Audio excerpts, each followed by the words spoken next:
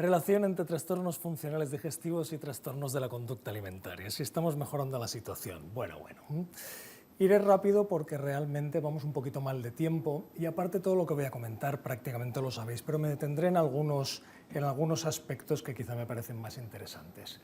Todos conocéis la clasificación del DSM en su última edición, en la quinta, que ya nos categoriza los trastornos de conducta alimentaria en 6 grandes grupos y 2 no especificados: la pica, la rumiación, el trastorno de evitación-restricción de la ingesta de alimentos, que quizá en este me tendré un poco más porque es más interesante en lo relativo a nuestras consultas, y los clásicos de la anorexia nerviosa, la bulimia y el trastorno de atracones. Muy rápidamente, la pica es la ingestión persistente de sustancias no nutritivas y no alimentarias, inapropiada al grado de desarrollo del individuo y que no forma parte de una práctica culturalmente aceptada. Y aquí veis una paciente que nos trae locos en endoscopia porque hace una pica muy frecuentemente y estos son 50 minutos extrayendo 18 lapicitos. La rumiación voy a pasarla por alto porque los digestivos estamos familiarizados con este síndrome. Quizás sí que les quiero mostrar una imagen manométrica que revela de forma muy gráfica esa contracción voluntaria pero inconsciente de la musculatura abdominal junto a la relajación simultánea de los esfínteres que permite la subida. Y en los que no estén no sé si el puntero funciona, creo que es aquí, los que no estén muy habituados a los trazados manométricos, es un trazado temporal con el esófago aquí situado, y aquí veis este aumento súbito, marcado en las flechas rojas, postprandial de la presión gástrica, con la relajación simultánea de ambos esfínteres esofágicos, y si aquí a la derecha superponemos la imagen de impedancia, vemos una caída drástica de impedancia junto a la onda contráctil retrógrada, que es el rumiado. El trastorno por evitación-restricción de alimentos es un déficit de ingesta categorizado en 3 subtipos: por falta de interés, una especie de anedonia gastronómica; por evitación debido a las características organolépticas de los alimentos, que esto es más frecuente en niños, es el típico niño quisquilloso en la comida; y este es el que más nos interesa desde el punto de vista digestivo porque es el que vemos en las consultas. Preocupación acerca de las consecuencias negativas de la ingesta. El paciente va a tener síntomas: vómitos, dolor abdominal, distensión, hinchazón, etc. Y en este, a diferencia de los clásicamente considerados mayores, no hay una imagen distorsionada del propio cuerpo ni miedo a la ganancia temporal. Y de hecho esto es muy frecuente. Entre el 12 y el 20% de todos los pacientes digestivos van a tener este trastorno. Y piensen, por ejemplo, en una esofagitis eosinofílica. El paciente tiene miedo a comer y no come y empiezan evitando la carne, el pollo, el arroz. Y hay mucha literatura en relación a la enfermedad inflamatoria intestinal que objetivan entre la mitad o casi la totalidad de pacientes en algún momento van a tener algún tipo de estas conductas alimentarias. Sería obvio que en fase activa pues casi todos los pacientes eviten algún alimento, pero lo que sorprende es que hasta 3/4 partes en remisión continúan esta conducta evitativa, y esto obviamente contribuye a la malnutrición ya propia de la enfermedad, con unas medias de malnutrición del 30%. Aquí pasaré muy breve. Todos conocen la anorexia nerviosa, caracterizada fundamentalmente por ese miedo intenso a ganar peso y la distorsión de la percepción corporal, y con los 2 patrones restrictivos, dieta, ayuno y ejercicio, y los purgativos de episodios de atracones seguidos de conductas compensatorias. Los vómitos atentecidos tan típicos de la bulimia, la ingesta de laxantes y diuréticos o de enemas. En la bulimia, estos episodios recurrentes de atracones se centran en una sensación de falta de control en la ingesta, y el posterior sentimiento de vergüenza y culpabilidad da lugar a estas conductas compensatorias. Aquí el vómito autoinducido es el más frecuente, pero también hay patrones restrictivos y así también uso de laxantes, diuréticos y otros medicamentos.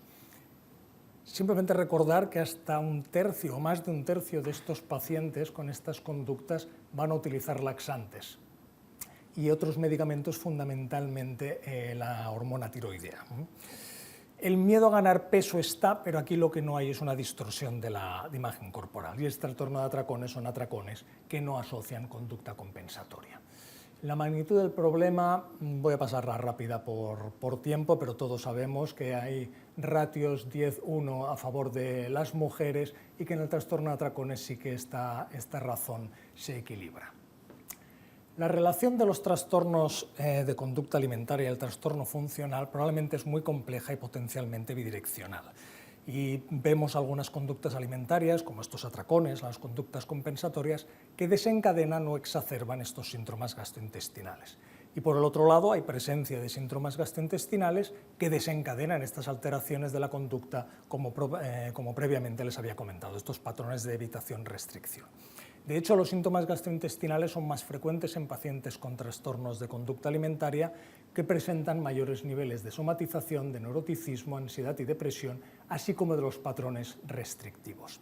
Y lo curioso es que una vez desarrollados estos síntomas en el TCA, hay factores tanto fisiológicos como psicológicos que interactúan, se retroalimentan y así contribuyen a la persistencia de estos síntomas y de forma independiente a la psicopatología previa de la paciente. Y en individuos con estos trastornos, los síntomas gastrointestinales pueden persistir en más de 3/4 partes de los pacientes, incluso después de la reganancia ponderal o incluso de mejorar la conducta alimentaria.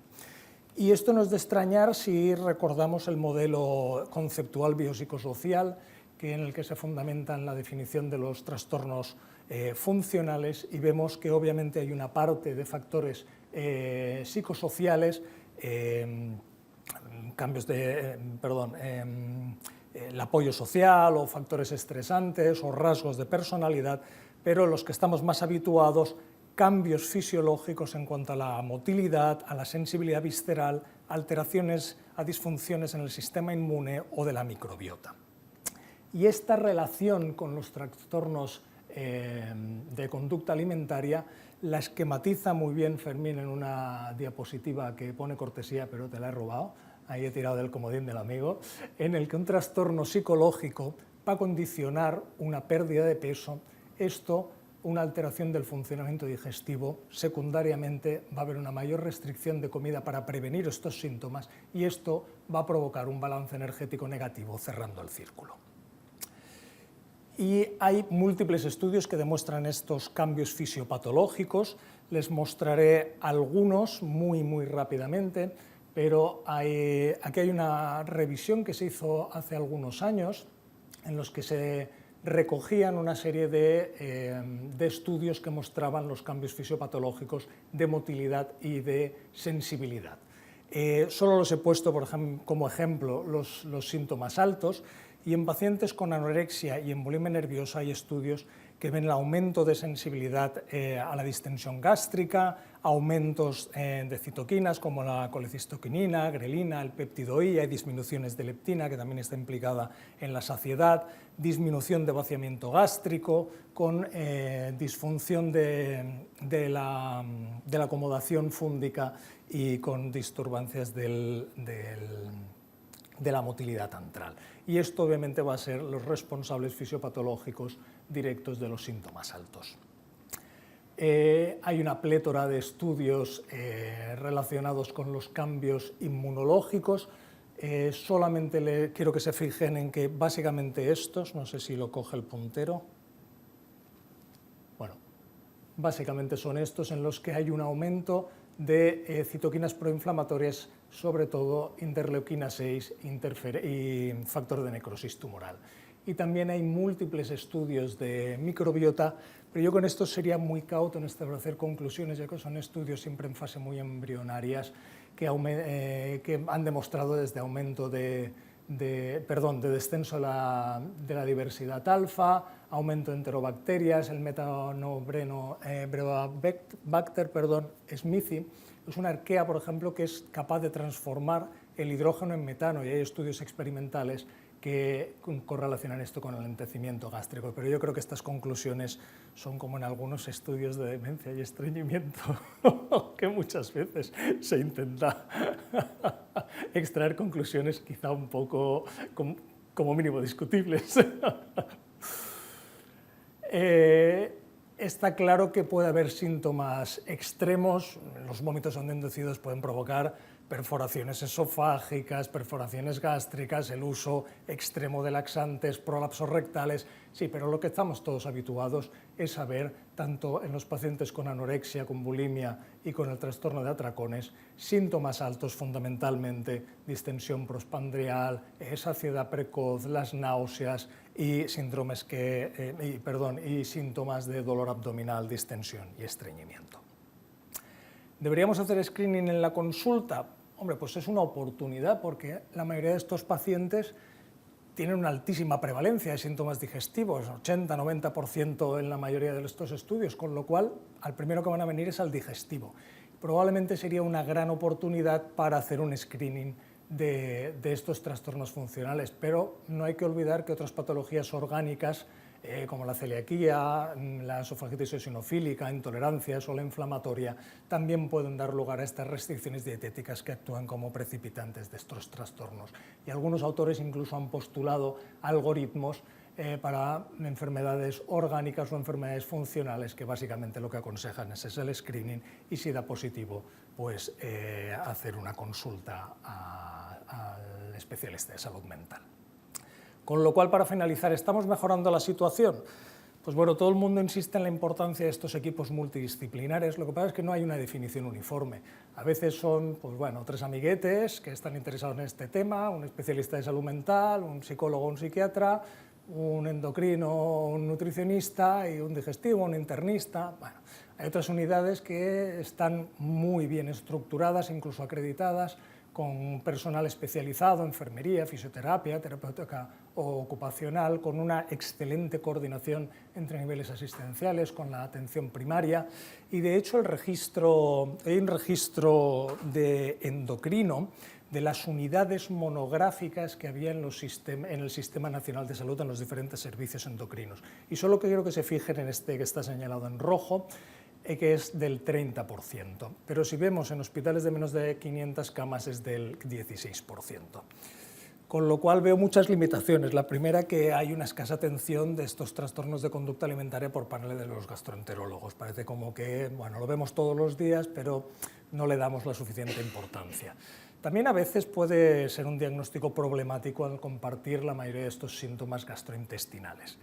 No utilizamos cuestionarios de cribado validados. Yo tampoco veo plausible pasar un cuestionario de 40 o de 26 ítems, como los más frecuentemente utilizados en el cribado psiquiátrico, pero quizá un test rápido de 5 preguntas sí que nos daría tiempo, aunque yo tengo mis dudas, porque si yo a una paciente joven en la consulta,